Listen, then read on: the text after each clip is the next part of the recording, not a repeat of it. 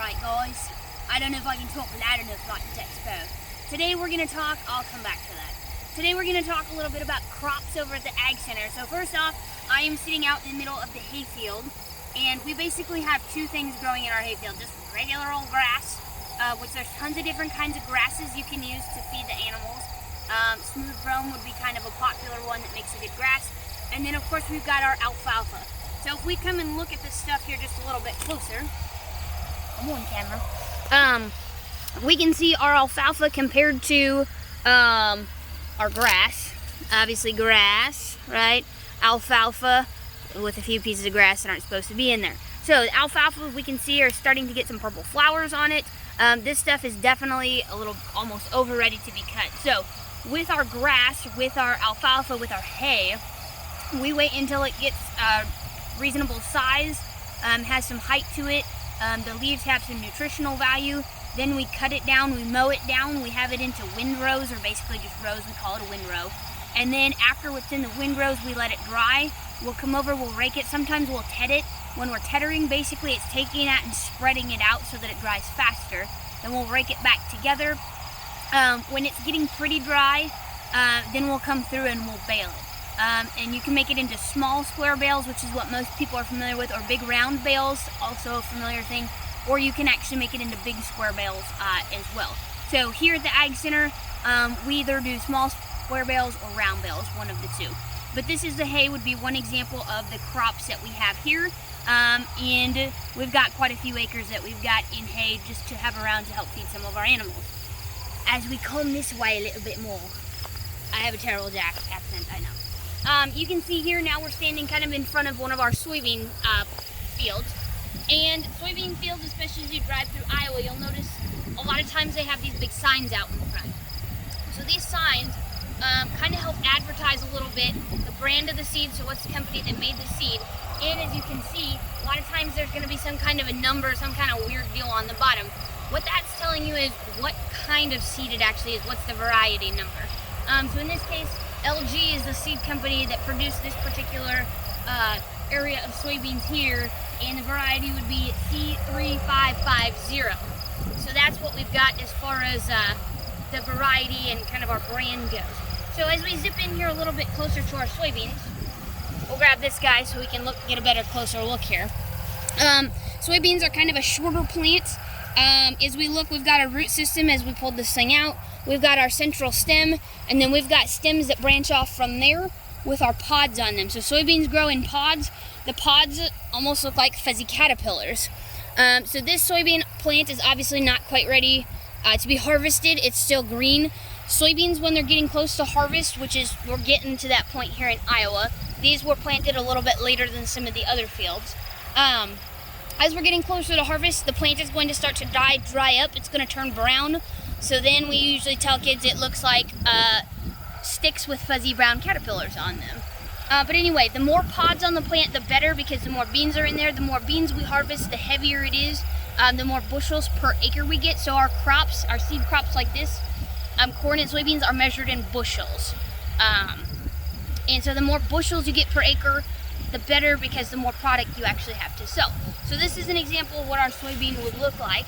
And when we crack the pod open when it's still wet, the soybeans are actually going to be green. They almost look like little liba beans on the inside. And as they start to dry up is when they start to kind of round off and start to turn that yellow color that most people have traditionally seen. So this is the inside of the pod. The average pod has about 3 beans in it. So as you can see, this one had 3 beans in it. And like I said, they're pretty high moisture at this point yet. So some people might eat these and call these edamame. It's the same thing, right? So you can actually eat these. They don't taste necessarily the best. Yeah. But you can. Now as the plant starts to dry down, it starts to look a little bit more like this, turn its traditional kind of brown or yellow color like we're used to seeing in Iowa. Or we're used to seeing around harvest time, I should say. As we start to crack these bad boys open, you'll notice they're turning more of a yellow color, and they're starting to get their round shape kind of with the traditional brown spot on the end, which is where they actually hooked into the pod. So soybeans are useful for a ton of things. Most of you guys probably wouldn't think about soybean oil. Can be used for a lot of things: crayons, candles, wax. It can be used to help make plastics. Soybeans' #1 use in the U.S. is to feed the animals. Humans can also eat it. Tofu, soy milk, a lot of those different kinds of things. They even use it in like veggie burgers, or if you need it kind of as a higher protein substitute for things. So that's a little bit about our soybeans. And now, I'm gonna come with me a ship. There's no water. I'm gonna come with me a lawnmower, and we're gonna hustle over to the corn and see what there is to see about the corn.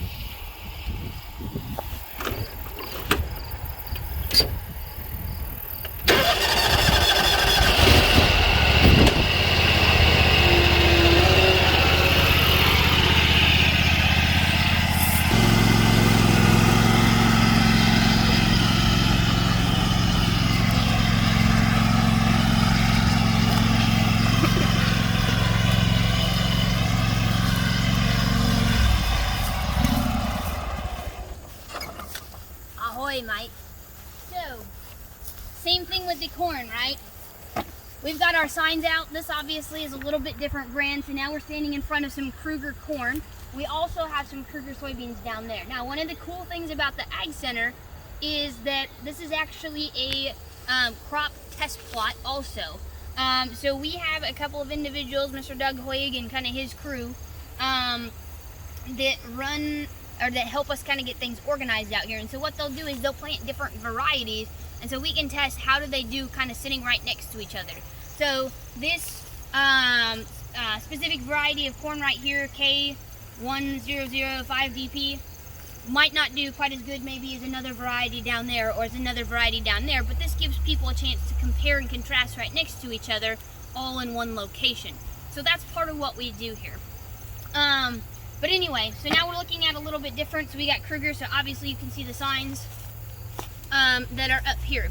As we go to look at our corn, now it appears to me that we have probably had a raccoon or some kind of animal that has kind of come in and eat this. Now you can see our corn is obviously drying up a lot faster than what our soybeans were. Obviously you can see corn is quite a tall plant. Originally it starts out as green, as most of you are probably very well aware of, and as it gets drying and closer to harvest is when it starts to turn kind of its yellowish brownish color. So as we kind of start to look at the different parts of the plant, I'm not going to be able to pull one of these out for you, but as we start to look at the different parts of the plant, if we zip down here, we've got our root system down here. This one has a pretty good root system because I could not just pull it right out of the ground. We've got our stalk that works up the middle of the plant. Our leaves are starting to dry up pretty good. No worries, Mike. Easy. Obviously here we have our ear of corn. Okay. As we work our way up the stalk to the very top part here, we've got the tassels. The tassels are what helps kind of with the pollination and the reproduction of the corn and to help it grow. Now, on our ear of corn, we have several different parts, okay? On the outside, we have the husk. So when we go to take the husk off, that's when it reveals the kernels on the inside. The husk is basically just a protector for the valuable part inside. If you don't know what this part here is called, this is called the silk. It's not Donald Trump's hair, or my hair. Fits in. On the inside here, we've got the kernels of the corn. As we start to look at the kernels, we can see a cross section, okay? They grow in a circle around the inside here, which is the cob. Now, for our purposes, the seeds are usually the valuable part. Now, there's lots of different kinds of corn. In this case, this is just dent corn. You can see the little dents on the outside, or regular old field corn, okay? Field corn can be used for lots of different things. It can be used as feed for animals, potentially feed for humans, or kind of like our soybeans, candles, crayons, plastics, glue, starches, lots of different things. In fact, there's hundreds and hundreds of different things that you probably had absolutely no idea were made with corn. You can also have Indian corn. You can also have sweet corn, which we're going to examine the differences in a second. Now, if you look, the kernels are obviously a yellow color. They're almost a little bit teardrop. They're kind of your traditional corn shaped. These aren't maybe as flat looking as some of the other kernels we've seen. They're maybe not as big as kernels we've seen in the past. These are also not completely dry yet. They're a little bit moist in my hand. Not quite ready to harvest, but they're sure getting close. What was that? I think it's the children of the corn. Do you hear something? Oh, it's just a giant chicken. Carrying on. So we've kind of seen a little bit about the field corn, okay? Now we're gonna go examine some sweet corn. I need to get to my ship.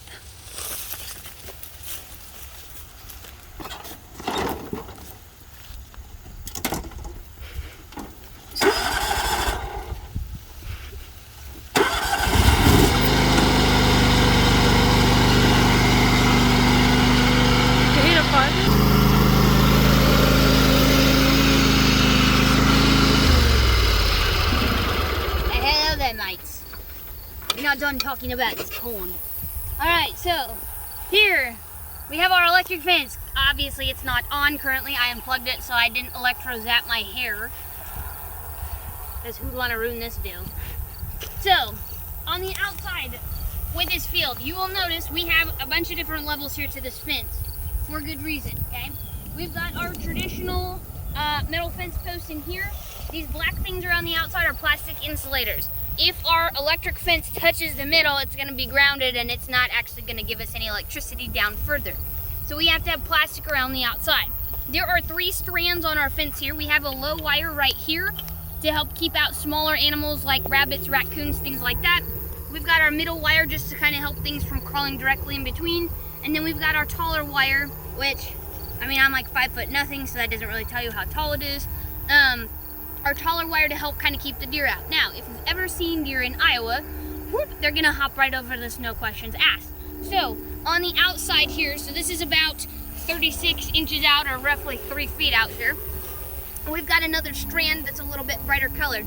So in order to actually get through our fence, the deer would have to take off all the way out here and clear this. Still can probably be done. Some deer are lazy and they don't want that much work when there's free corn right over there. So, the sweet corn. Let's shimmy our way through here. Some of this has already been picked. When we pick sweet corn out here at our plot, we pick off the good ears, we trample it down. That way we can know where we've been and we don't have to waste time doing some other stuff.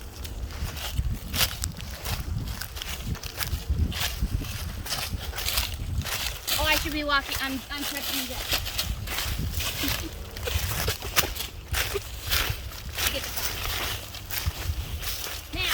We haven't picked through here, but as you can see, we've had a little bit of some damage here.